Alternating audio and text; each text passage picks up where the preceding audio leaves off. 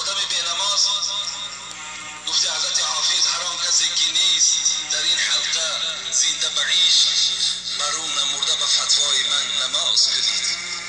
آدمی که در دنیا نماز نمیخواند، حضرت گفتن من فتوای را، من مفتی بی نمازا ما هستم، من فتوا میبرارم که نامرده به وی جنازه کنید که وی در قطار مرده ها هست. وی آدم هلاک شدگی است. با آدم هلاک شدگی چگونه همنشین شوید، چگونه رفیقی کنید. زن مخواه از بی نمازان، زن مخواه از بی نمازان، نیز وی را زن مده تا نگردی دوزخی از شومی آن بی نماز. حضرت میگوید وقتی داماد خانه شما قدم زد، ای مردم ابله، ای پولداری و نپرسید، ای کسانی که شما عقلتان خوردین.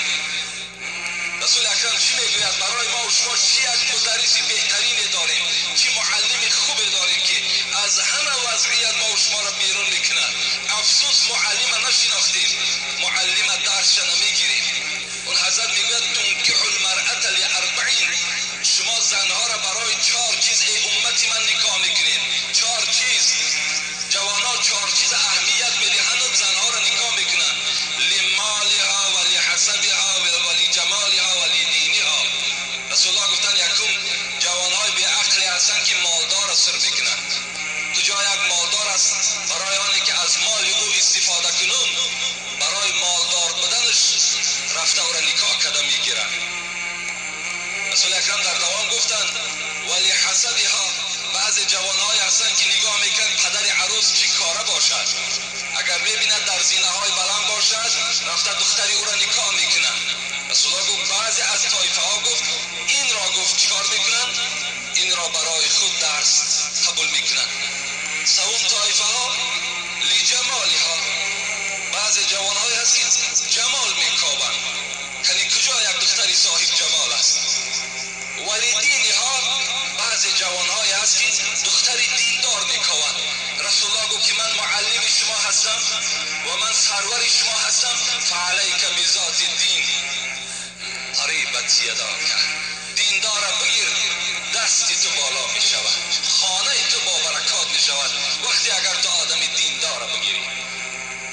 حضرت میگوید بین شما فقط دیندارها را سراغ کنید. وقتی همون جوانی که خانه شما داماد می شود پرسان کنید نماز میخوانی یا نمیخوانی، از نماز از وقت پرسان کن. النکاح ریق فلینظر احدکم من یضع این یضع کریمته. رسول الله میگوید که نکاح ریق است.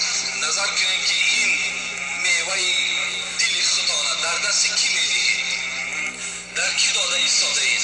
نظر کنید به اولاد همون شخص، به اولاد همون بچه نظر کنید، به همون جوان نظر کنید که این دختر در دست کی داده ایستاده اید.